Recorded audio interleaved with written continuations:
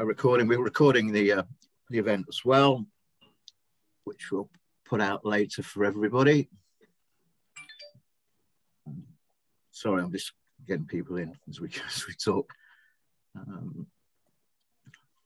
So we'll run that order then. Kate from Forresters first, then we'll run Anthony. Dan, are you there? Dan Ballin?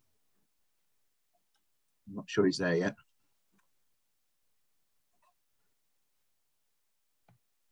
I know he's coming because I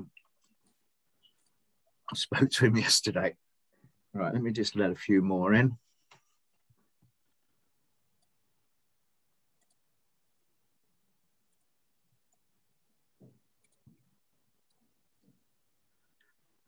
Okay.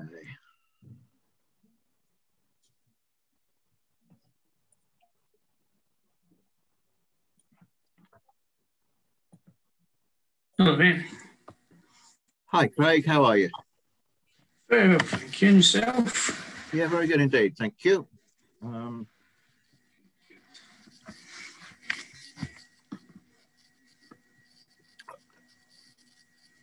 We've got some stuff coming in the chat. That's good. As I say, just give it a minute because I think we've got quite a busy event today, so I just want to get as many in to start with as possible. In fact, we might run out of space, but that'd be a nice problem to have. If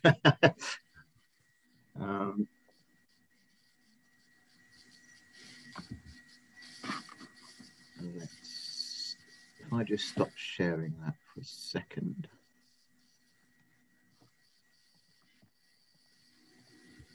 Let some other people in. To answer a question in chat there, yes, we are recording the event. We'll put it out as a link to on our YouTube later, and we'll send you all the information that's there.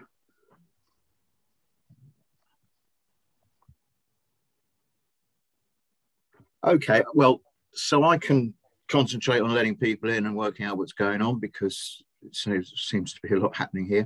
I'd like to welcome everybody who missed the start. Oh, there's Dan. Hang on a second.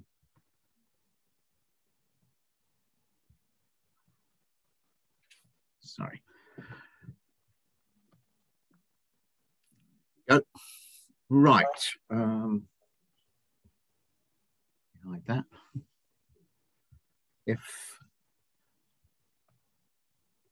Right, sorry about this. Here we go. I'm going to cap this at 100 people today. Otherwise, I'm limited on space on meeting times, I'm afraid. Right, so let's begin.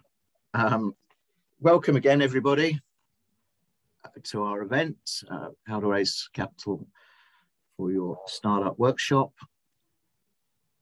Excuse me, I'm just all these people contacting me. I'd like to introduce you to Kate Selwyn from Forresters, our trademark IP attorneys and partners. So without any further ado, Kate, if you'd like to share your screen, and away you go. Yeah, welcome. Perfect. Thank you. If you could just confirm that you can see it once I've shared it. Yes, we can. You might want to put it in.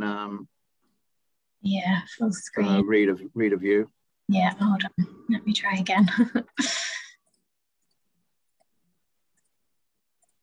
Sorry, I've got too many screens open.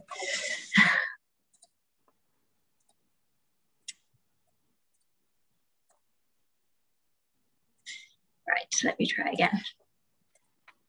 Okay, can you see that now in full? Yeah, that's excellent. Yeah. Okay, so hello everyone. My name is Kate Selwyn and I am from Forresters. We are a IP firm, so IP is intellectual property. Just to introduce my background, so I am an associate. I'm a UK and European patent attorney, and I've been at Forresters for about 5 years now. My background is in biotech, so I'm from the life sciences side of things, but we are a full service IP firm, so all kinds of technology and all kinds of IP. If you have any questions whilst I go along with this, could you just put your questions in the chat, and I'll also follow up with my email address on the chat if anyone wants to follow up with me afterwards. Okay, so what are the main forms of IP? So patents is probably the one that you've heard of. That's my area. So that refers to an invention, but there's also trademarks, and that's phrases, names, logos. There's also designs that can protect the appearance of a product, particularly the shape or the colors or the patterns. There's also copyright that refers to artistic, literary, or kind of writing, that kind of side of things. There is also trade secrets, which is valuable know-how and business information. The most famous one being, I think, the Coca-Cola recipe. That is a trade secret. And then there's also other forms of IP on that bottom point there, such as SPCs, plant breeder rights. That's kind of the biotech side of things. And then there's also more techie stuff, such as the database protection rights. So just to kind of go through those in a bit more detail. So trademarks, as I touched on, is kind of the phrases, names, logos. So primarily that's your company name, your product name, your slogans, your logo. Importantly, they must be distinctive, which means they are not common. So it isn't a common word. And they must also not be descriptive of the goods and services. For example, if you were selling an ice cream, you couldn't call it cold and creamy or anything like that, because that would be descriptive of what you're selling. So they're kind of the main rules. And importantly with this, trademarks can last indefinitely. They have to be renewed every 10 years, but it's an indefinite trade right. So that's a really good one to get, because you only have to pay every 10 years and it lasts forever. So the next one is registered designs. So as I touched on, that's kind of your color, your shapes, your configuration, your decoration. So that can protect either the whole product or part of a product. And again, this must be new and have individual character, quite similar to being distinctive with the trademarks. It must be distinguishable. And a registered design lasts up to 25 years, and you have to renew it every 5 years. And then here's just some examples of designs that have kind of are on the register at the moment. So packaging, products, composite products, which like loads of different parts, and then the bit of the shoe there for part of a product. More kind of examples of registered designs here, typefaces, graphic designs. So there's a lot that you can protect with a design. And importantly, with both trademarks and registered designs, you can do both UK and European. So there's two different options. Patents. So this is all about who is the first to file a patent application. That they will be granted protection if that is new and inventive. Patents are a right that lasts up to 20 years. They have to be renewed every year. So as I touched on, they must be novel, which means new, and also inventive. So there has to be kind of an inventive leap that wouldn't be obvious over other prior art that's already out there. And they also must not be excluded from patentability. That's your kind of copyright stuff. So your aesthetic creations or like a mathematical method, that's not patentable. It has to be kind of a physical invention. So you can't patent a discovery or anything like that. There's also some quite strict rules around the biotech side of stuff, of what you can and cannot patent in the biotech field. So just need to make sure you don't fall within these exclusions. And what we would normally do is file an initial UK patent application. That's kind of your flag in the sand. You get your date, we filed your priority application. We use the UK because they're very cheap official fees at the UK Intellectual Property Office, and you get a search within 3 to 4 months.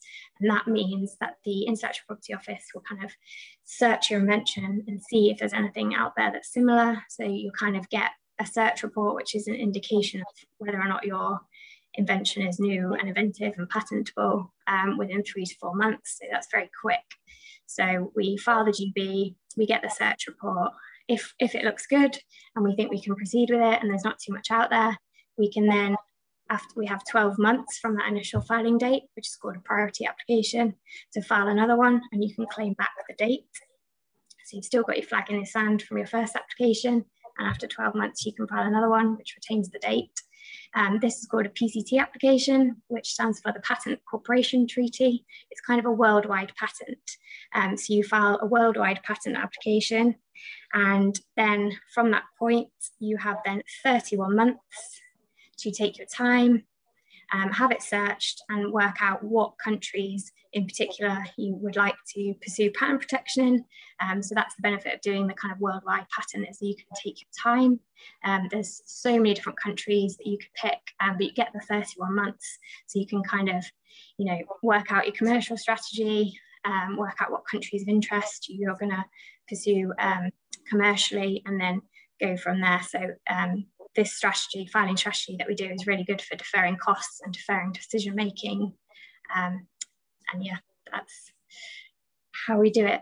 And then here's just a real life example of what could be protected in IP. So for example, the iPhone, Apple have got such a range of different types of IP. So Apple and iPhone are the trademarks. The appearance of the phone is protected by design.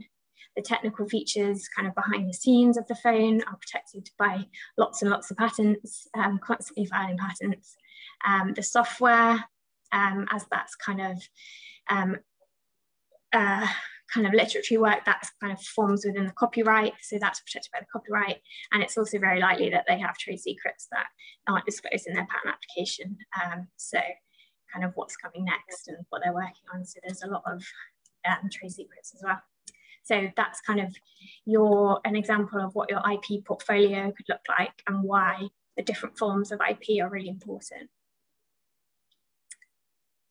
So for you guys, why is IP important? So the main thing is that there's a lot of stuff protected by IP, and you might not necessarily know when you're launching a product onto market. So you need to make sure that you have the freedom to operate. So what we would make sure is that you are kind of looking at main competitors. Do they have any IP? Are you all right to kind of launch onto the market? Do you have a freedom to operate, or are you going to end up infringing one of your competitors' patents or trademarks or anything like that? So that's the main thing that investors will want to see, that you have kind of checked that you are clear to launch onto the market and you're not going to get sued for any infringement. And also kind of what you're protecting. Are you protecting your product? Do you have an IP strategy in place? So have you identified your different forms of IP? Have you filed any IP? So have you filed your designs, your trademarks, your patents? The most important thing about a patent application is that it has to be secret. You can't have published it already, because then you can't get patent protection. So you've got to file that patent application before anything is disclosed. Obviously, you can disclose stuff with investors under confidentiality agreements, but you must not publish anything into the public domain for a patent application until you've filed it. And yeah, do you have a protected pipeline of where your IP is going to go? It's also very commercially important IP. You know, you can license your patents, you can to like people who you want to work with who can use that IP. So it's a very important commercial aspect. And then the patent box, that's something in the UK where the tax profits generated from patents have the reduced corporation tax of 10%. So the UK government is kind of encouraging innovation. So to get the patent box, you have to have a UK European patent, and then you can benefit from this reduced corporation tax. So what can Forresters do? So as I mentioned, we are a full IP firm. We offer a 30-minute free consultation to discuss your business and any IP that you think is important to you. We also have a fixed price IP audit that we will kind of identify the IP and kind of give you a strategy going forward, provide a roadmap for achieving your IP milestones, and we can also assist with writing the IP section of investment pitch documents. We also have a fixed price quote for filing various IP rights. So as I touched on before, you know, the GB patent, the UK patent for the priority date, and then the PCT, we have fixed prices for that. And we can also do the freedom to operate, so to make sure that you are not infringing any of your competitors. We offer kind of a search to make sure that you are free to launch onto the market. So yeah, these are just a few members of the team. So as I mentioned, my background is biotech, but Andy and Dan, who you can see on the slide there, in the tech side. Charlotte and Ryan are also biotech, and Mark and Daniel are trademark attorneys. So we have the full service and we can cater to anything. And then this is just kind of a real life example of one of the inventions that we protected. So you may or may not have heard of this. It's called the Marksman. It's a marking tool, which is basically like a little spray pen that you can use when you want to put something on the wall. So it shoots out a kind of spray of chalk paint to kind of mark where you want to drill your holes. So the benefit of this was that rather than fiddling with a pencil in a hole when you're trying to put up a picture or something, you just use this and it shoots the chalk from kind of a longer distance, so you don't have to faff around with a pencil. So this was something that we protected. So they came to us, we did a background search to make sure that their invention was new and worth pursuing patent protection on. We also, as I discussed before, filed the UK patent, and then they had the 12 months. Then they filed the PCT, the worldwide patent application. We also got them trademark protection for their logo, Marksman. And they also went on to Dragon's Den. And we actually did all the paperwork for the IP side of Dragon's Den. And this was a real success story because all 5 dragons offered to invest. I think Deborah Meaden was the one they went for in the end, and they are now stocked all across DIY stores across the UK. So here's a real life example of why IP is important. It was a particular point that the dragons were interested in. Was their invention protected? Did they have a freedom to operate? So yeah, that was our kind of success story. Yeah, thank you. As I said, please put any questions in the chat and I will try and answer them. I'm not sure if you want me to do that now, Neal, or at the end. Yes, Kate, thanks very much for that. Great input from yourselves yet again. There's a few questions in the chat. So if you want to just cover those off, also put your information, email address and such like, which will be sent out to everybody anyway, but yeah, so I'll let you carry on. Yeah, so there's a question about algorithms. I believe it depends on a lot of things for algorithms. So I am not the tech person, but we have tech people in our firm who I can give you the details of. So if I put my emails in the chat and then you follow up with me, that would be great. And I will direct you to the tech side of people. Yeah, so as long as they're secret and they've not been published, that's the main thing. There's another question. We have a provisional patent in the US. Can we do something similar here? So yeah, whenever you have a kind of first filing, you can use that as a priority date. So within 12 months, you can file another one and you can claim back your date. It's important that it's only stuff that's in the original one that can have that date, and any new stuff you add will have the second filing date. So yeah, you can do that for the US. Yeah, it's the same strategy. We just use the UK because it's very cheap.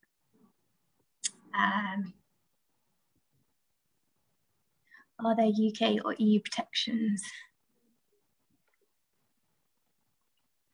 That question about copyright looks a bit more complicated. So I will put my details in the chat, and if Stuart could follow up with me, because that looks, I don't know what the US Copyright Act, but we could definitely look into that. UK or EU trademark protection cover Canada? No, just the UK and Europe. Obviously, a Europe one did cover the UK until Brexit, but now you have to get a separate one. But they're very cheap. IP for food products. So we do a lot of food technology. Can't really patent a recipe as such, but you can kind of patent a process for producing.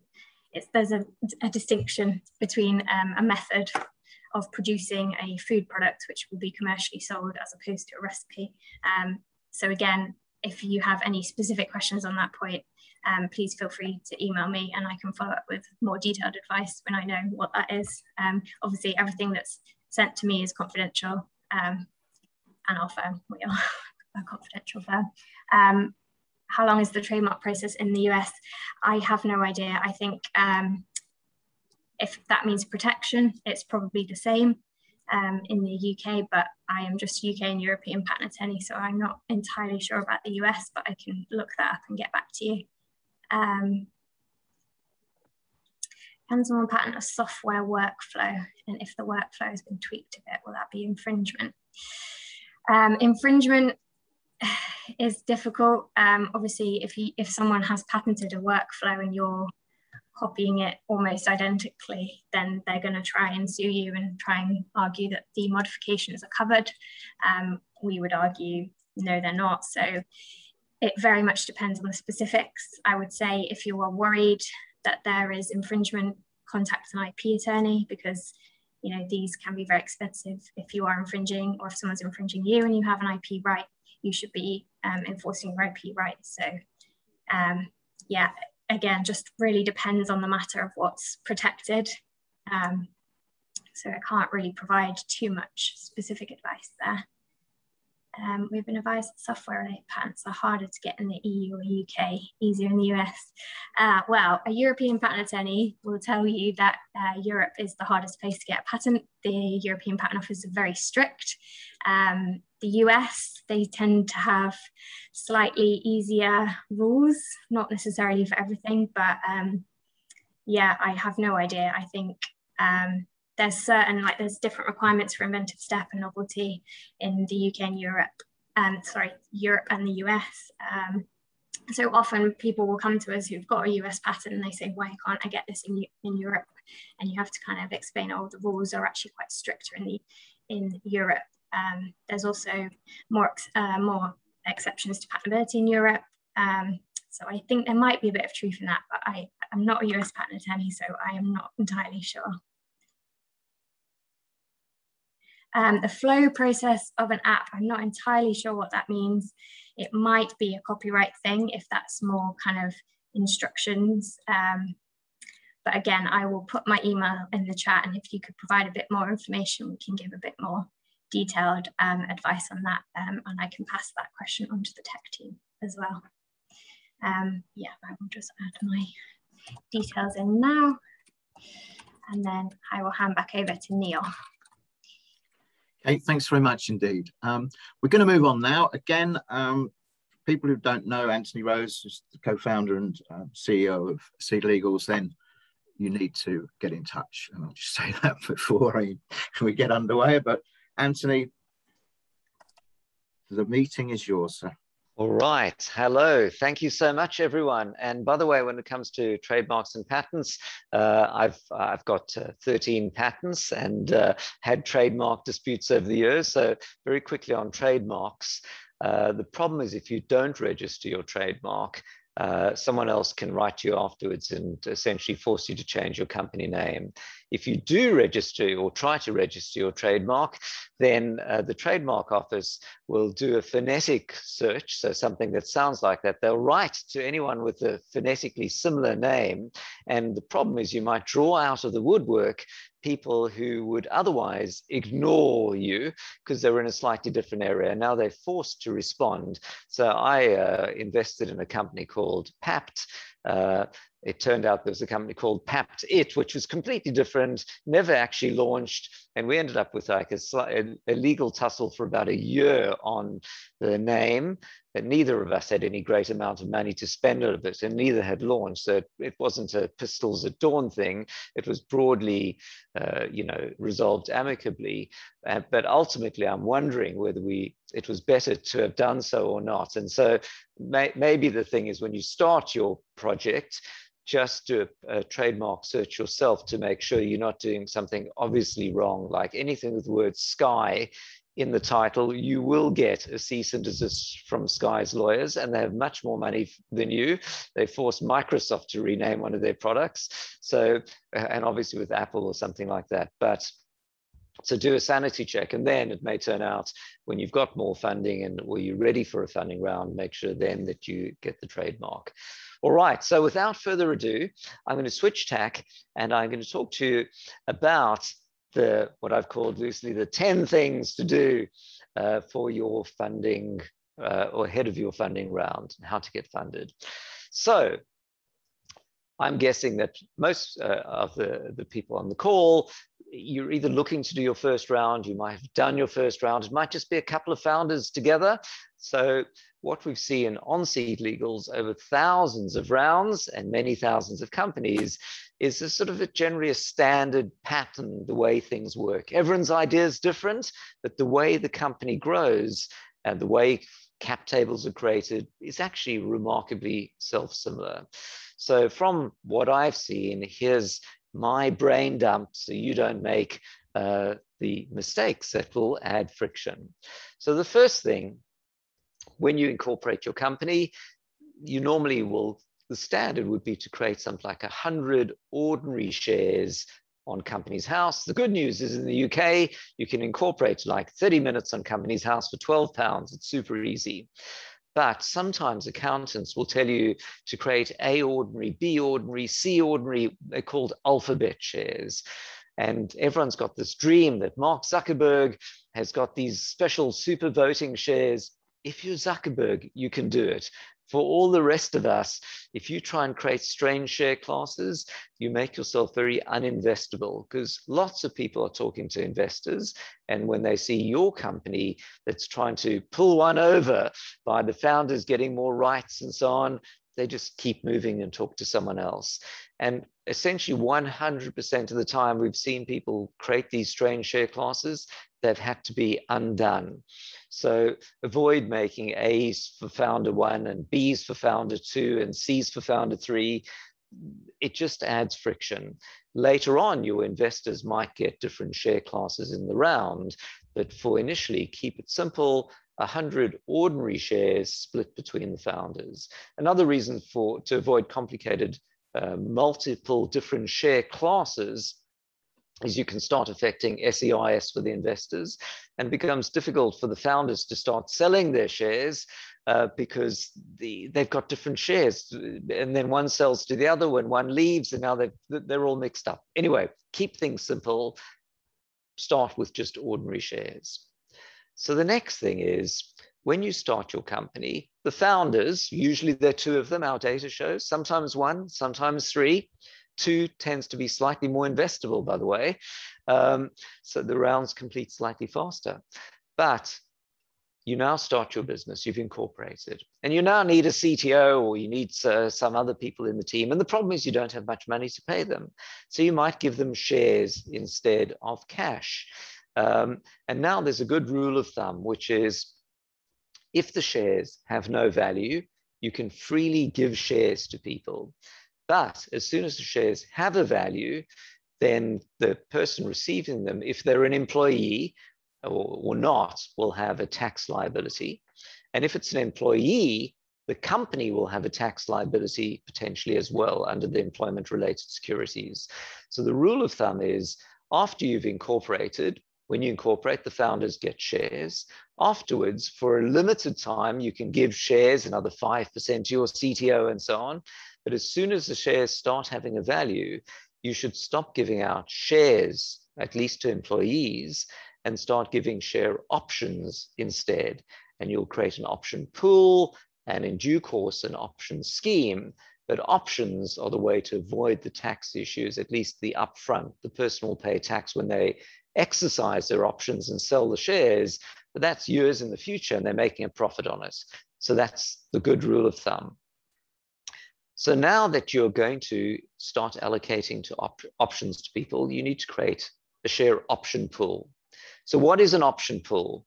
So let's say that the founders got together and they created 100 shares at incorporation. They've got 100 shares. Sometime after that, you're going to do a funding round. And in the funding round, you're going to sell, let's say, 10% equity. So that would mean you're going to make another 11 new shares that the investors will own. So they own 11 out of the 111. But if you want to make an option pool before the round, you're going to add this virtual construct. You're not making anything new. It's essentially pretending that the shares were issued so that any investors coming in afterwards will pay a different price per share. In other words, when you create an option pool, it dilutes all the existing shareholders. I said that in a complicated way. So creating an option pool dilutes typically the founders, because you created before the first round, because the investors don't want to be diluted after their investment. And the question is, what size option pool should you create? And here our data on Seed Legal shows 10% is the typical size that companies create. Sometimes investors, particularly in the US, or US investors, will tell you to create a 20% option pool. This means you'll dilute yourselves by quite a lot. And the problem with creating too large an option pool is if you sell the company later and you haven't allocated all of these options, it's essentially that the unallocated ones act as if they didn't exist. And the founders have then essentially transferred some of their equity to other shareholders or investors later, and you've unnecessarily diluted yourself. So try to avoid making an option pool larger than you think you'll need. And my advice is generally make an option pool large enough to last you to the next funding round. And you might increase the option pool in the next round. So again, 10% is typical. Now, one of the things we've realized is people kept coming to me at Seed Legals and going, you know, what if I made a too big an option pool? What do we do? We've just diluted ourselves. So if you do your funding round on Seed Legals, there's now an option to say, on a sale of the company, the founders can get back unallocated options, which is a very nice win for the founders. It de-risks making too large an option pool and diluting yourself. For that to work, you need to make sure your subsequent funding rounds preserve that right, by the way. So now comes SEIS, and I'm sure pretty much everyone's familiar with SEIS and EIS. The 30-second for those who aren't. If your company offers a seed enterprise investment scheme, SEIS, to your investors, a UK taxpayer investor, investing person, in other words, your typical angel investor, can deduct from this year's tax, or importantly, last year's tax as well, if they wish to, half, 50% of their investment in your company. If they keep the shares for 3 years, they pay no capital gains tax. And if your company goes out of business, they can write off their investment. So SEIS is great because it also means you can raise money from friends and family. And even if the business doesn't work out, their various tax deductions mean, you know, they'll still invite you hopefully for Christmas lunch because they haven't lost everything. But SEIS also, by the way, has a big advantage to you as founders, because if you have a VC investing in your round, the VC will often want preference shares with anti-dilution and various things that essentially give them their money back first on a sale of the company. But when it comes to SEIS, the investors can't get preference shares. They can't get non-diluting or anti-dilution shares. They can't get a right to be repaid their investment later.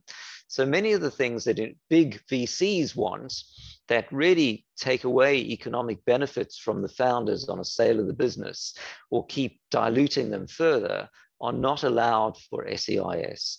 So if an investor coming in for SEIS says, I'd like non-diluting shares. In other words, sometimes naive investors will ask, I'd like to get 5% in your business and we'll keep staying 5% forever. You should never, ever do that, by the way. When investors ask that, ask for non-diluting or non-diluting shares. I like to say there are 3 certainties in life: death, taxes, and dilution. And the funding round, the way it works is everyone gets diluted by later rounds, everyone. But you own a smaller piece of a bigger pie, and asking that you won't get diluted just means the founders are essentially giving you more and more of their shares, and the founders are getting hugely diluted. Anyway, SEIS is a great thing to offer. There's something called advance assurance, where you write to HMRC before your round. HMRC give you a letter that you can share with your investors to say that you will qualify for SEIS later. Now, this isn't legally required, but most investors these days will ask for it. And it's having your advance assurance is often the difference between I'm in versus great. When you've got your advance assurance, call me and I'll come back later. So it's worth doing. Now, a couple of tricks to know when you're doing your advance assurance. these days, HMRC found more and more companies applying for advance assurance. So they've been raising the bar each year.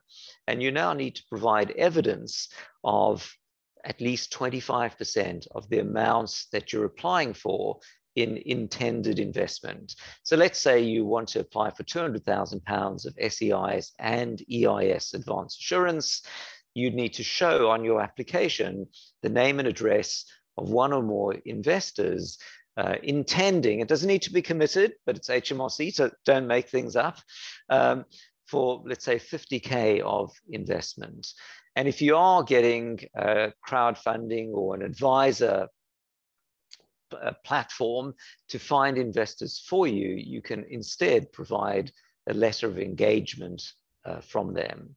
And your company also needs to meet what's called the risk to capital condition, which means that HMRC want to see that you're using the money for R&D and things rather than buying stock or buying property and so on. So 1 in 5 or 6 of all advance assurance applications is now done on seed legals. HMRC will these days reply often in 2 or 3 days, which is amazing. It used to be many weeks. And so if you're looking to do advance assurance, you can do it really quickly on seed legals. So now you've got your advance assurance, and now you want to talk to investors about fundraising. So you've made a pitch deck, you found investors. You know, my suggestion always is start with angel investors. It's your lowest cost of capital. They want their SEI, so they're not going to ask for preference shares and anti-dilution. There are no fees to pay anyone. You have to do the work to find investors. And now, of course, you have to decide a valuation, because otherwise, you know, what percent equity will they get? So how do you work out your company valuation? And so here's the problem, which is you might start by going, I'll ask my accountant. And you'll say to your accountant, what's my valuation? And they'll say, how much revenue do you make? And you go, none. And they go, are you losing money? And you go, oh, yes. And they go, are you about to make any money? And you go, not really. And they'll say, well, remind me why your valuation is above 0. And by the way, are you a going concern? So asking your accountant isn't useful. The other thing you can do is you can read TechCrunch, but then you need to take at least 1 0 off the end, because those are those insane US valuations that don't apply to the UK at all. Or you can start reading publications like Sifted or UKTN, UK Tech News, and you can see lots of people say, I'm raising 1 million, raising 2 million, whatever. But the problem is no one tells you what valuation it's at, so that's no good. So the next thing you can do is you can use a spreadsheet model of forward revenue and try to work out a valuation based on that. So you're going to go in year 1, I'm going to make 0 revenue. In year 2, 1 million. In year 3, 5 million. In year 5, 50 million.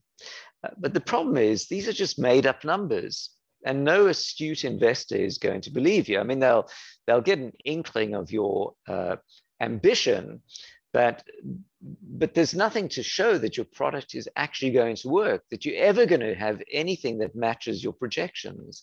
So that's, to me, not very useful. And whenever I see those projections, I always take them with a grain of salt, because you just made them up. So what do? So there's another way, which is on seed legals over thousands of rounds. We see companies sell a median of 15% equity in a round. So the investors at the end of the round will own 15% of the business. And this leads to standard models that we see. So your typical, funding round life cycle for a company goes something like this. Initially, the founders will put £26,000 of their own money into the business. That's what we see. And you can get that back as a founder loan when you do your round on seed legals, which is how we know the data. And the reason is no one invests just on a PowerPoint. So investors are expecting you've built something, you've got a prototype, you've got mock-ups, you've done research, whatever it might be. So that's kind of like step 1. The next step might be you might raise £50,000 from friends and family at maybe a £500,000 valuation. The next thing, you might raise 150 or 200,000 pounds from angel investors at maybe an 800K to £1 million valuation. And you do this prior to having a product that's live, while this is money to develop and launch the products. Once the product's launched, you might now do a seed round, maybe raising 500,000 pounds at maybe a £2 or £2.5 million pre-money valuation from a mixture of early stage funds, maybe SEIS or EIS funds, and angel investors. And that's your typical seed round. And then once you've got revenue and you've got month-on-month traction and you've got revenue of £50,000 a month plus, then you may do a Series A round, raising a couple of £1 million plus from VCs. And again, if you aim for a dilution of around 15%, this now leads to the magic formula that your valuation is simply the amount that you want to raise multiplied by 5. So at the end of the round, the investors will own 1 in 5 plus their investment, 1 in 6, which is 16% of the company. And that then matches that formula. So you don't need to do each of these steps, of course. You might skip the bootstrap round or go straight into a seed round. But in general, my thought, and maybe the mind map to keep in mind for growing your business, is your goal, after putting some money into the business yourself before you raise investment, is perhaps over the life of the company to raise money 3 times, each time raising 3 to 5 times the amount of the last round, at 3 to 5 times the valuation of the last round, such that after 3 rounds, the company is either cash flow break even or profitable, so you don't need to raise again, or you're ready for an exit and everyone makes their money back. And it's a good sort of game plan. It doesn't mean anyone keeps to exactly that. It might be much more. You might exit earlier, but it's something useful. And the other reason, which is interesting to know, is that if you do raise 3 times, each time diluting 15%, and you create a 10% option pool, at the end of that, the founders still have more than 50% equity. Whereas if you were to give away 25% each round, after 3 rounds, the founders would have 40% or less equity, and you would have a harder time staying in control of your own business. So getting the equity dilution right is really important. And if you have an investor asking for 30% equity or your first round, you can go to seedlegals.com, resources, deal data, and show this graph, which you'll see on our website, and you go, this really is the long tail. This is not what I should be doing. I really should be up here. Maybe I should raise less money, or maybe can we talk about a higher valuation so I can raise what I need now rather than trying to pick everything. So my goal at Seed Legals was to help you do a funding round. But my goal now is to help you not do a funding round. So what does that mean? Well, when you do a funding round, you have to line up all the investors to leave on the bus together. So you might go, I'm looking to raise £200,000. But finding £200,000 of investors is quite difficult. And then you have to justify a valuation of £1 million plus.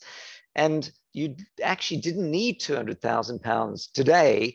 You needed £30,000 today, so you could start paying some developers or hiring or commissioning UX design or whatever it might be. So what if there was a way that you didn't need to raise everything in a funding round? Or what if there was, you wanted to raise £200,000, but you had 150,000 or even 100,000 pounds lined up?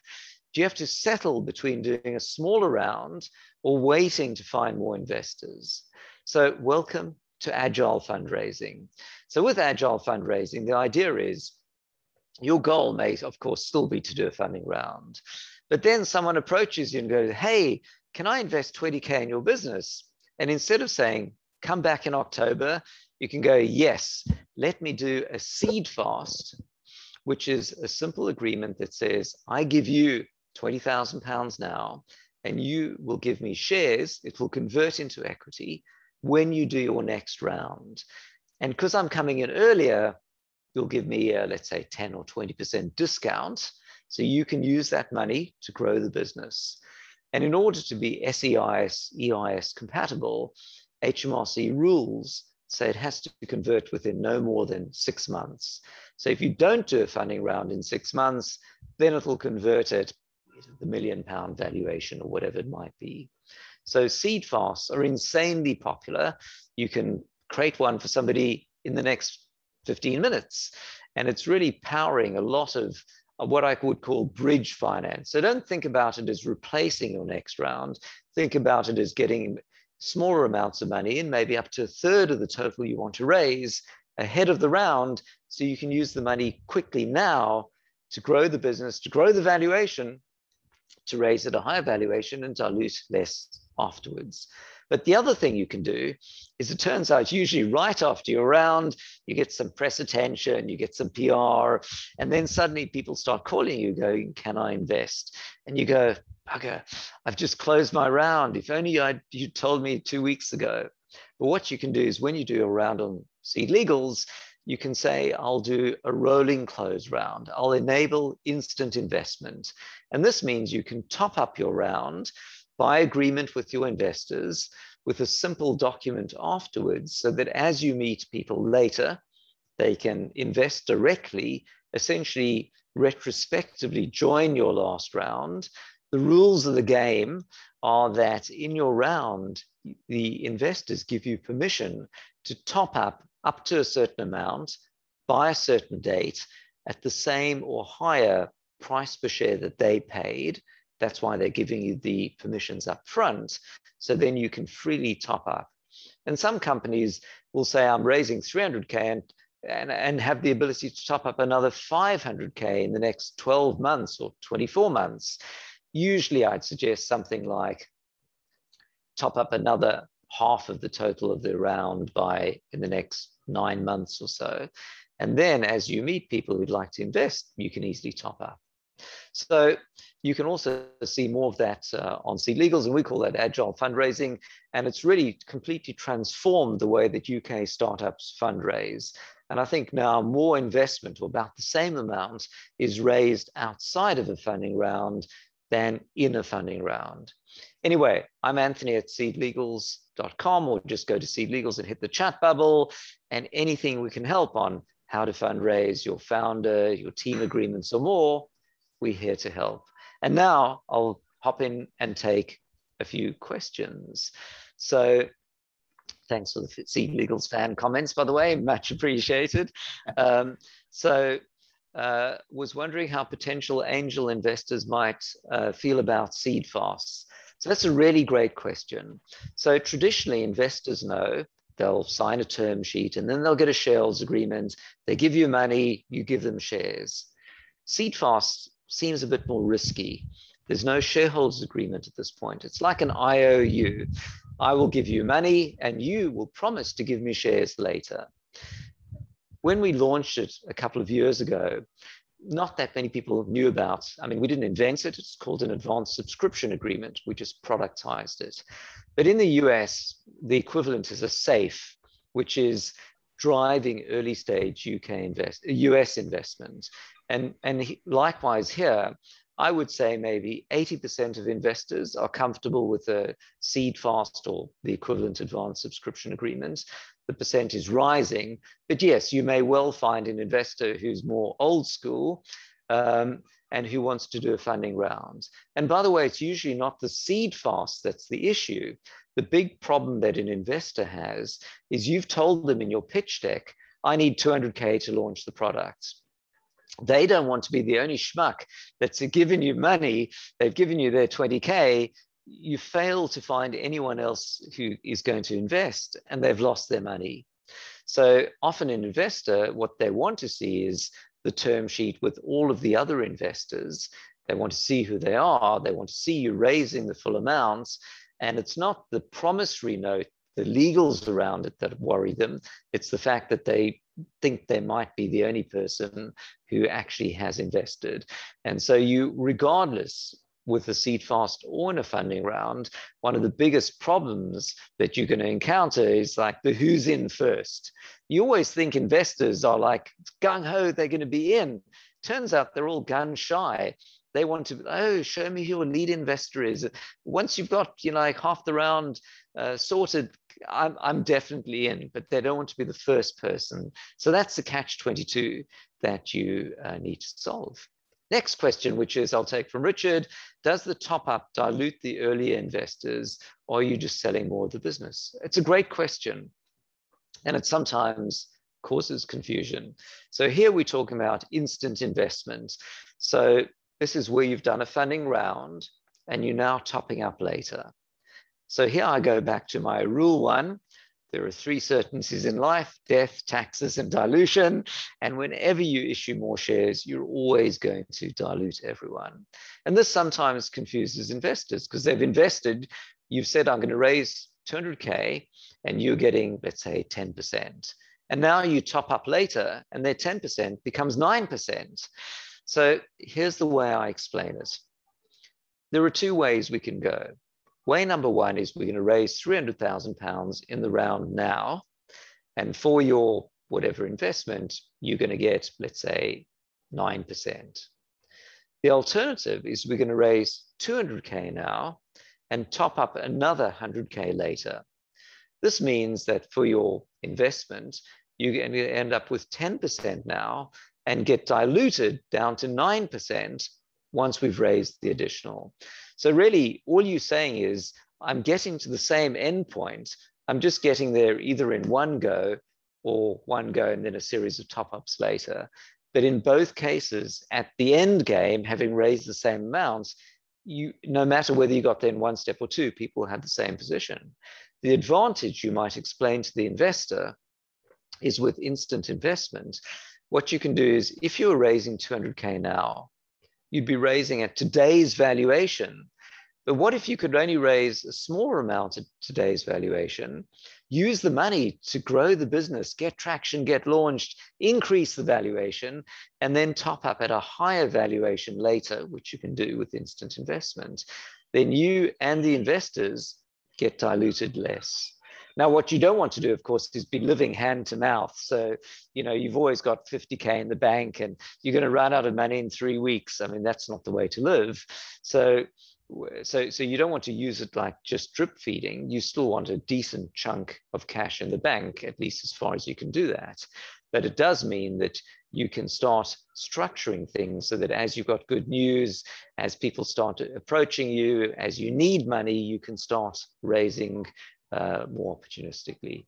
So I'll take one more, maybe 2 more quick questions. So number 1 from Stuart saying, doesn't the Companies Act oblige you to offer the shares to existing shareholders before you offer it to new investors?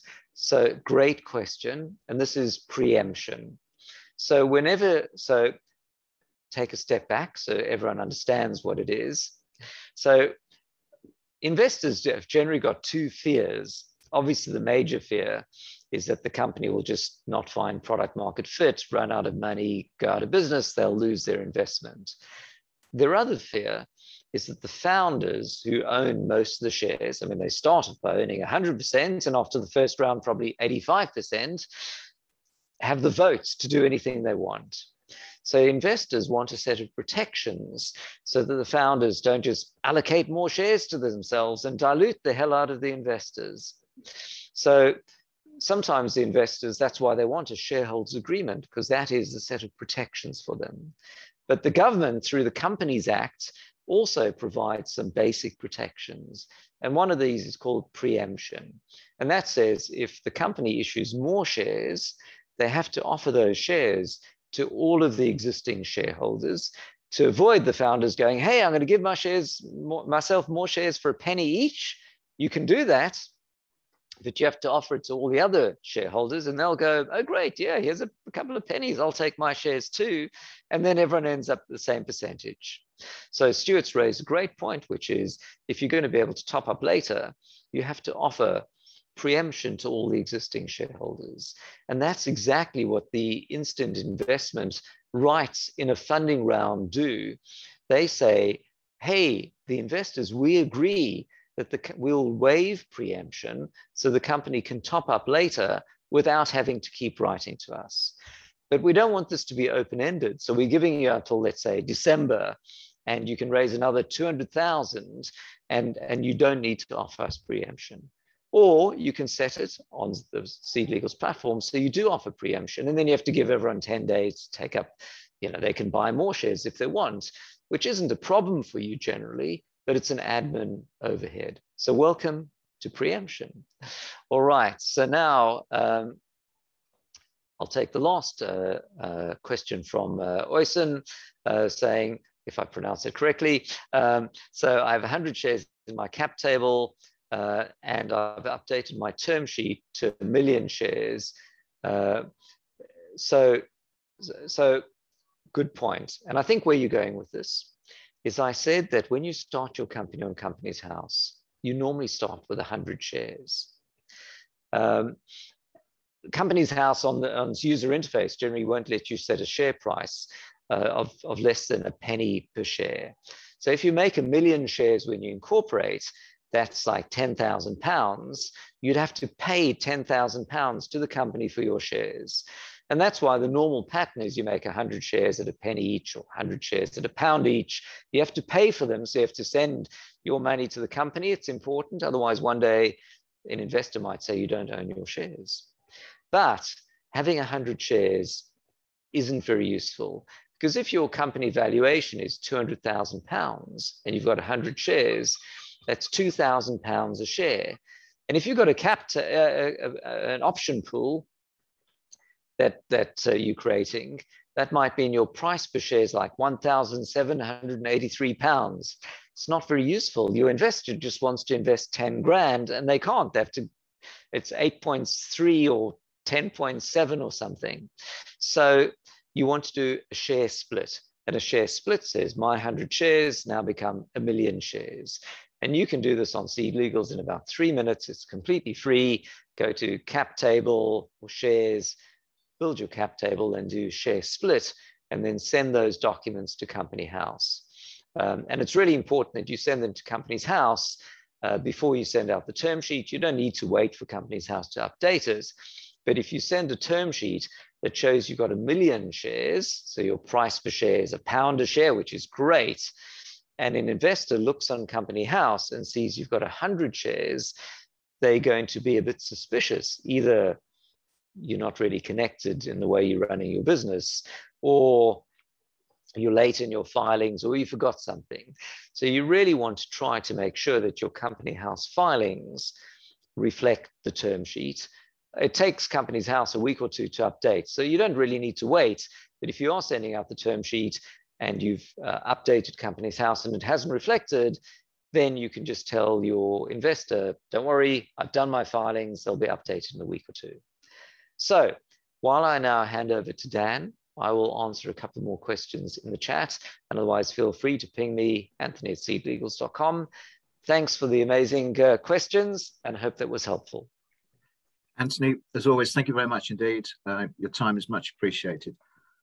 Again, Anthony will probably put the answer to a few questions in the chat.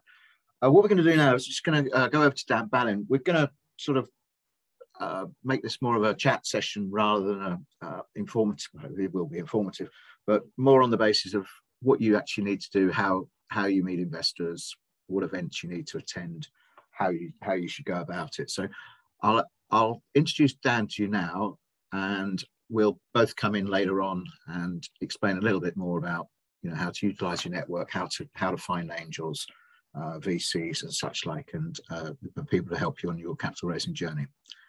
Thanks. Dan, welcome. Hi, Neil. Hi, everyone. I'm Dan Ballin. I'm from Ideas Crucible. We advise startups. We've been working with startups now for 20 years, and we help them secure investment. And it's good to see some friends and customers of Ideas Crucible on it.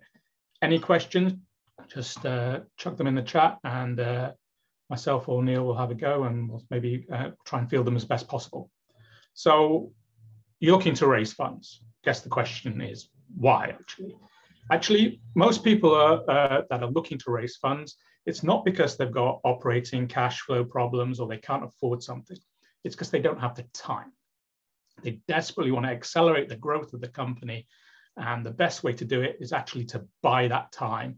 As such, they maybe want to hire people, for instance, or they want to maybe get some sort of, or they want to be able to focus their attention onto the business and they can get someone else to be doing the funding at the end of the day. So it's normally more about time than it is about the operating flow, inventory, equipment, or the staff, but it's usually about accelerating the business. It might be about improving their brand overall, improve their identity, do some marketing at the end of the day. And it might also be about trying to increase the trust overall of the company.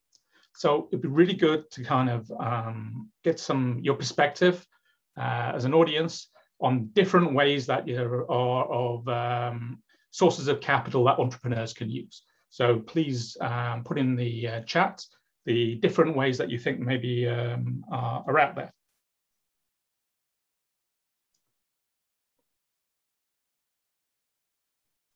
I'll give you one of them. One of the best ways to be able to raise funding is actually profitable customers. These days, some of the startups, the first thing they're going to think about is raising investment. Actually, it's not for everyone at the end of the day. It's very important, but if you can get money from profitable customers, that is one of the best things. Debt facilities come up as one of the things. Yeah, there's two kinds of ways of raising investment. One is typically you're going to give some equity away from your business, proportion of the company, which is what Anthony's talked about and is very popular. Another thing may be that you're actually going to give someone some debt and you're going to pay that back as a loan. Some of you may be familiar that the other way you may be doing it is give what's known as convertible debt out, which is effectively where you give out debt which can convert to equity at a later stage. The most popular way, though, tends to give equity. That means you're going to have shareholders, you can have dividends, you're going to have that you're going to have to deal with. One of the reasons that you need to think about when you're giving out, when you're going to raise equity-based funding, is it has what I call the 4 Ds. One is distraction. It is a massive distraction and time spent, and you need to put that aside if you're going to raise equity. It takes a lot of time, and actually it's whatever kind of funding you're going to do, you've got to consider. In the case of equity-based funding, the other D is dilution, which Anthony's talked about. You're going to give a proportion of your business away. So think about the size of the slice of the pie that you're going to give at the end of the day. The other thing is also what's known as discipline. It requires actually quite a lot of discipline. You're changing your business now as soon as you've got investors. You've got to deal with board meetings. You've got to deal with dividends. You've got to start running a tight ship. Can't be ship shop anymore. You're going to have people telling you how to run the business. You're going to have to put in staff to manage that process. You're going to have investor relations at the end of the day. Your banking and accounts and everything else has to be tip top. There'll be someone checking on you. Not necessarily a bad thing at the end of the day, but it changes the organization and structure at the end of the day. And it changes the kind of people that you're going to be dealing with at the end of the day. You tend to then have a new form of management in place with your organization. Your structure and the organization changes.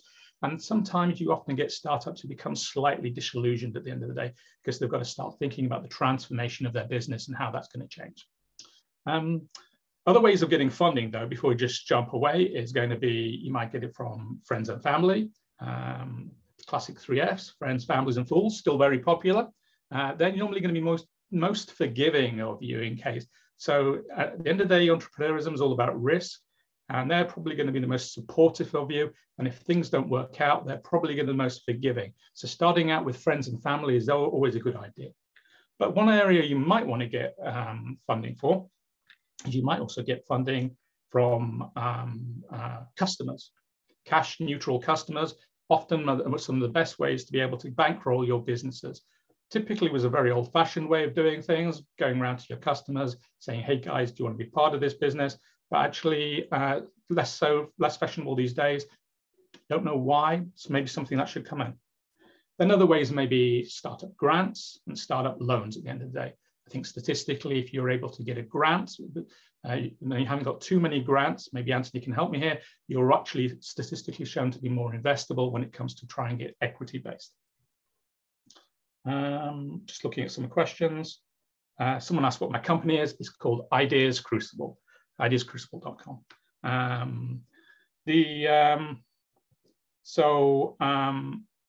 What do you consider a fair and agreeable salary for founders when looking for investment?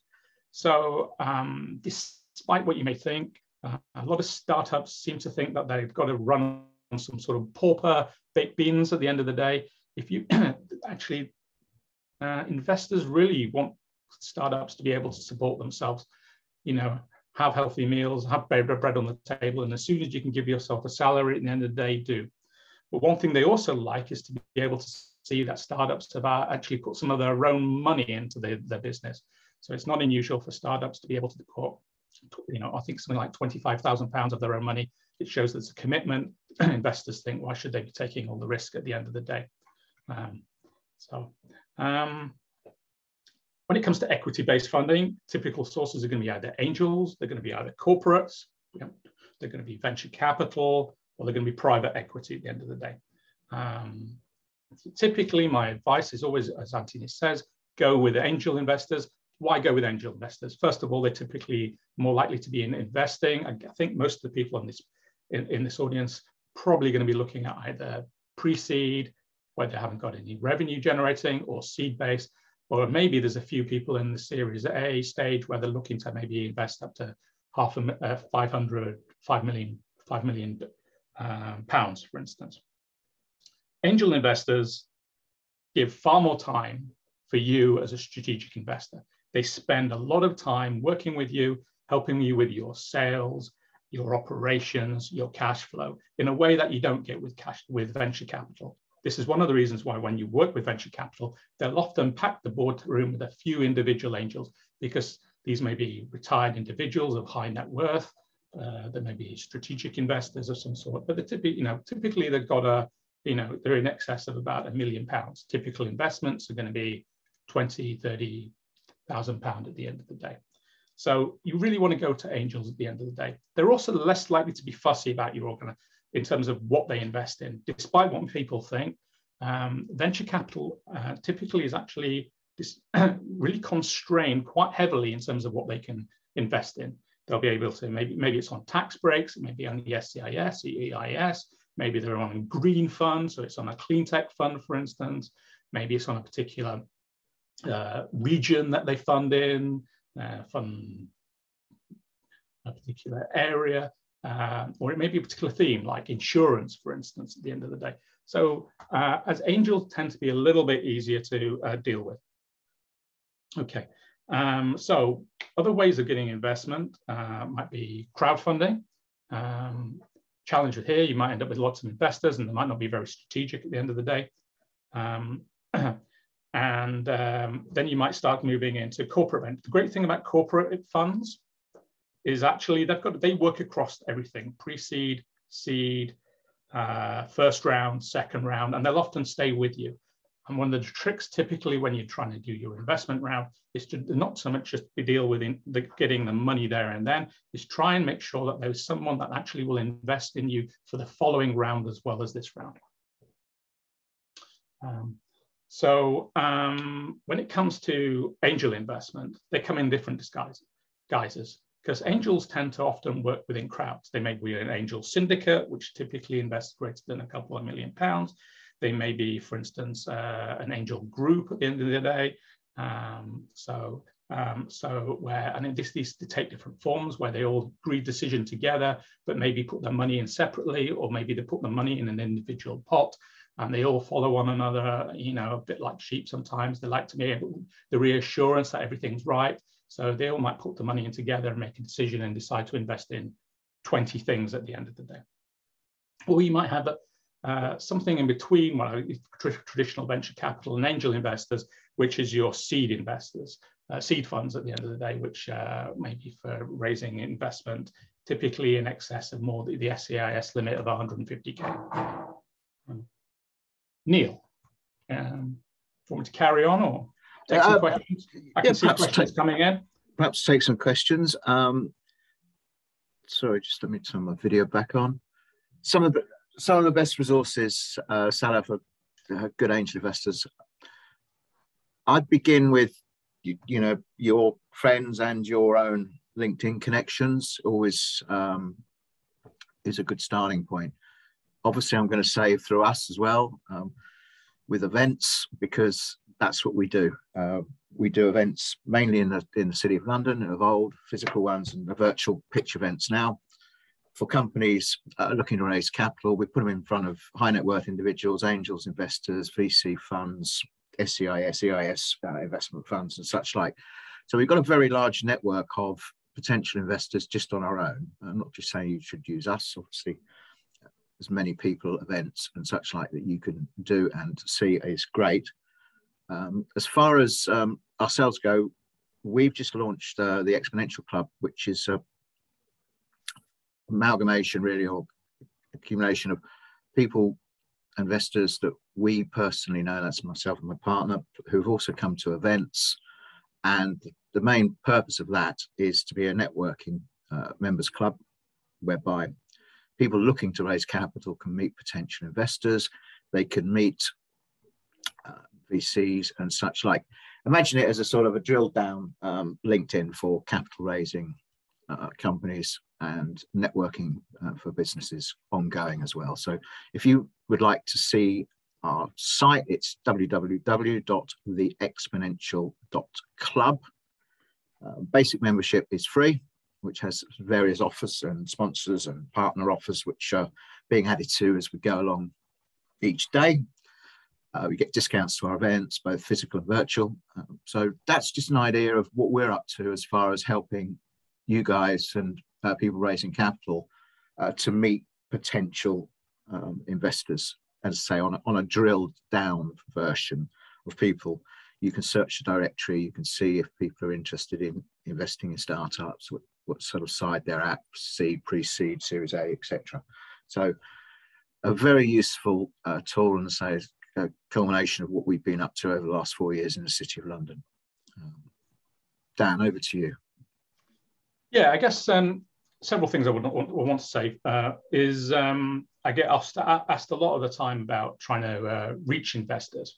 First thing to say is investors aren't trying to hide at the end of the day. Despite the fact you might get sometimes ask a lot of awkward questions at the end of the day, that's because they're just trying to get to the truth.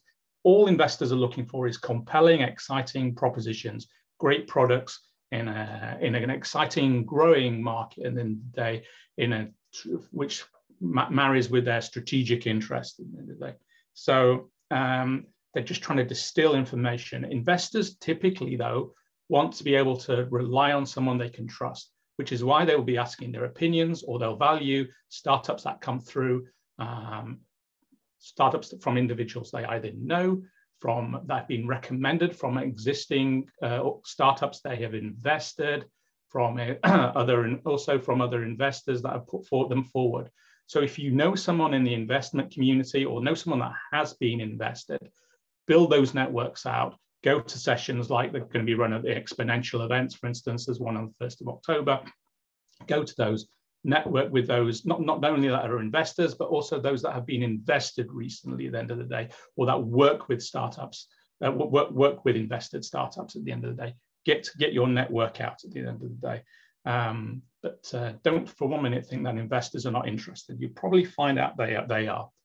The other thing, though, is do please consider when you're dealing with, when you're looking to investors, look at what they are interested in. Spend some time doing an investment strategy. That's one of the things that Ideas Crucible do. We do an investment strategy. We figure out what kind of investment, maybe they specialize in cyber, maybe they specialize in insurance, what kind of verticals do they invest in.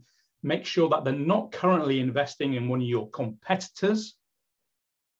Investors will not typically invest in multiple people in the same space because they want to be able to put their bets on one that's going to be the winner. So they will typically be investing in something at your stage. It's not just about the money. It might be about the traction and the revenue that you're currently bringing in. It might, so what kind of stage are you at? What kind of what stage is your idea at? Is it an idea stage, or is it something that you've launched? And only then build your top 10 and go to them in that order, because investors always are interested. They always say they're interested, even when they're not interested. And therefore you end up spending a lot of time. The investment journey is extremely long. Don't think that you can get investment in 3 months. Typically, it's going to be something like 5 months, might be even 9 months, for instance, at the end of the day. So make sure you put some time aside to make sure you get a killer pitch deck that looks great. Happily ping me an email or message, and happy to have a chat with you about that. Or go to one of the sessions that Anthony and I are doing on where you can do a dry run on your pitch, and we'll provide you with some feedback at the end of the day. But remember, your pitch deck is about getting that meeting. It's not about telling them that the whole world, everything and every detail. It's not. It's about getting that meeting. It's about your calling card to say, hi, we've got a great individual product in a growing market. We're an exciting, credible team of individuals who are capable and enthusiasm and got grit and determination. Come and have a meeting with me. Neal. Sorry, I'm here, just reaching out for the mic. Yeah, so just to reiterate this, this is obviously a key question: how do I meet these people? One thing I'd say is that once you have got an investor on board, you'll find it very easy to, well, not very easy, but you'll find that they will talk to their network, and you will inevitably get investors from their own network, because they'll say, look, I've just invested in this new great startup. I really love it. They're doing this, they're doing that. What do you think? Let me show you what I've done. Because they want some support from their own network as well, when they're looking at investing maybe 5 or 10 grand in a startup.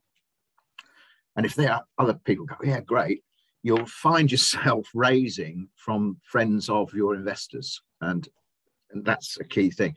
With the world opening, or the UK opening up a little bit more now as well, the virtual side of things is still great because you can meet investors around the world. So our pitch events got people from the States, Hong Kong, Dubai, and such like, rather than just in London. But the focus of our events, or our physical events in London now, are going to be in the city, as I say, bankers, lawyers, high net worth individuals, fund managers, stockbrokers, etc., who all have massive networks of high net worth individuals. So please come along to these events. And we'll be holding at least one a month. We're hoping to do, we've had a lot of requests from founders on what Davies mentioned as well, a Founders Meet Founders event, whereby you can discuss problems you've had capital raising, who might be one of your investors, and various issues. And within that event as well, we will have, again, city members and such like. So it won't just be a Founders Meet Founders. It'll be a mixture of founders meet founders, founders meet investors, investors meet investors, and networks, people meeting networkers. And we're focusing that now all through the Exponential Club. As I say, very easy website, www.theexponential.club. Free to join to basic members. We have various paying options for companies who want more promotion, and also for individuals who want to come and network as well and access a global network. Because as I say, our network's not just the UK. My business partner's been in Dubai for 20 years. My background's Asia, so we have a large network of potential investors available to club members. So please have a look at that. Dan, we're running short on time. Does anybody want to sort of come in and have a chat direct with us? This is where it all goes quiet normally. Whilst Just doing checking that, the questions, Ian. There's Neal. There's quite a few bits and pieces coming in. And okay. If you want to answer some of those, again, I just someone's asked if they can raise 400k from angels. Quite possibly, yes. Yeah, you typically you're getting to VC territories soon, and and might find it easily. Maybe do tranche rounds or something else, and maybe do a start something small. Do you need 400k all at once if necessary? Yes, you do see small rounds at 400K from angels.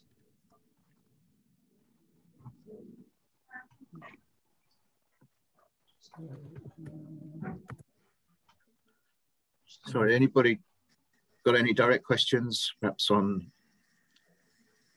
coming events or meeting investors in the city, joining the club?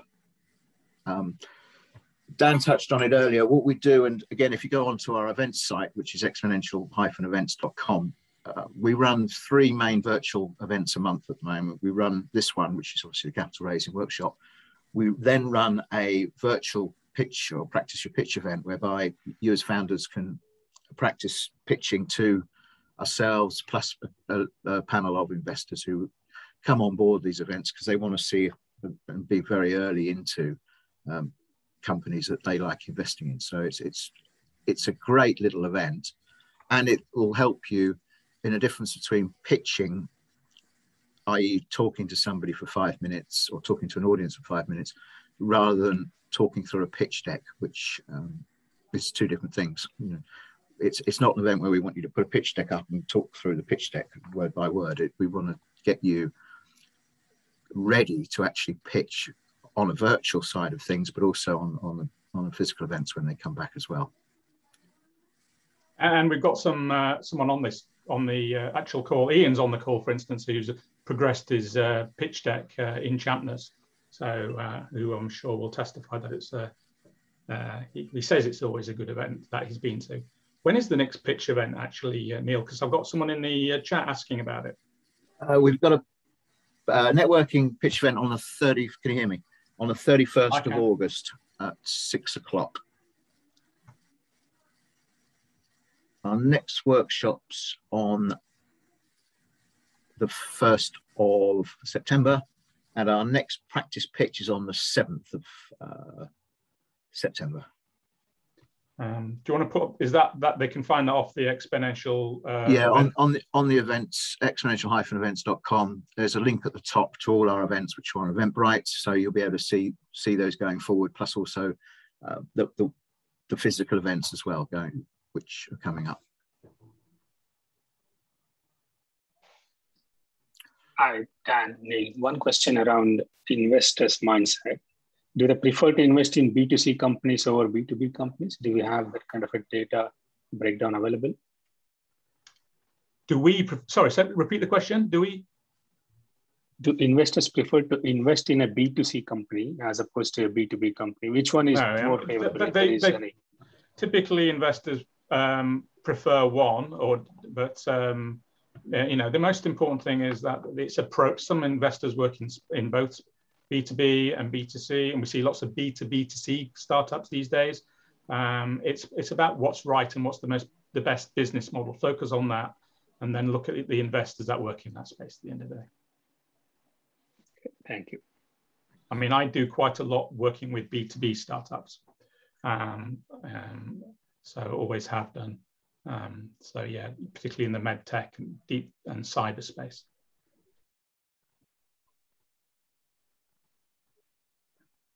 Yeah, hi Dan, my name is Fez. I wanted to know if there is a program which can help us with our evaluation reports, because we have had a couple of different valuations coming up, so we want to firm that up. And is there some kind of a workshop which we can say register for and get investor ready for our pitch? So certainly Ideas Crucible do a dual valuation for startups. So if you email me at dan@ideascrucible.com, we can have a chat or a virtual coffee and discuss that. Sure, I'll do that. Thanks so much. Just a little question from Nick there, Dan. Can you got that one? Guys, sorry, I just got a quick question here. I'm a bit confused because I'm going on the site here, and if I go into events on your Exponential Club site, it's not showing your pitch event on the 29th of August at the end of this month. Sorry, Nick, if you go on the home page, it should be on that page as well. Right at the top, there's a link. There's it says the list of all our events or something like that. Can you see it? Where it says events. Not right at the top. There's a line. Right. You got it. On the Exponential Club website. Oh, no, that's a different one. Yeah, then sorry, just go to events. If you're on the Exponential, I'm trying to get confused here.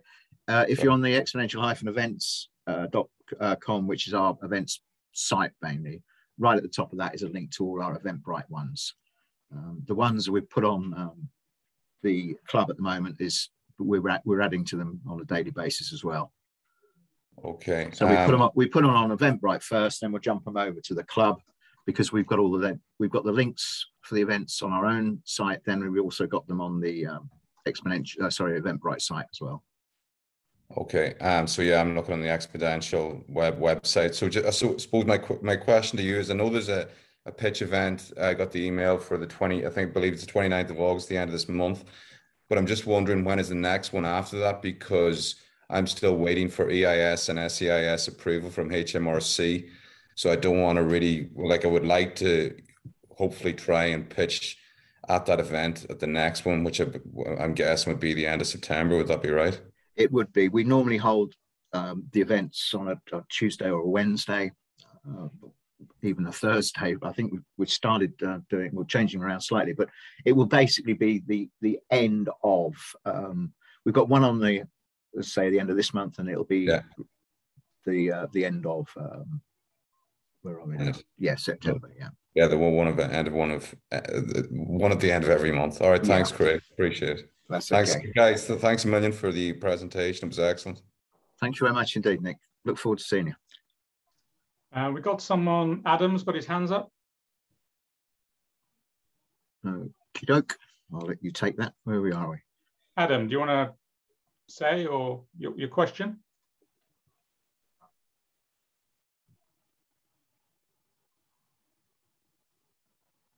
You can't see. Okay. Well, we're running close to the end here now. So again, I'd just like to thank Dan from Ideas Crucible, Kate from Forresters, and also Anthony Rose for his input from Seed Legals. And we look forward to seeing you at all our events. Please get in touch. I'll put this chat out as an email as well, so all the contact details are in there. I will also send the link to the video and the a little presentation that's got all the contact details on of everybody today, plus some other ideas on how to meet investors and raise capital. So again, thank you, everybody. Sorry, I'm going to turn my video on. And we look forward to helping you on your capital raising journeys. Thanks, Neil. Thanks, Anthony. Have a good day. Thank you very much, everybody. Everybody have a great day. Appreciate it. Cheers. Thanks, bye, everybody. bye, bye. Take care.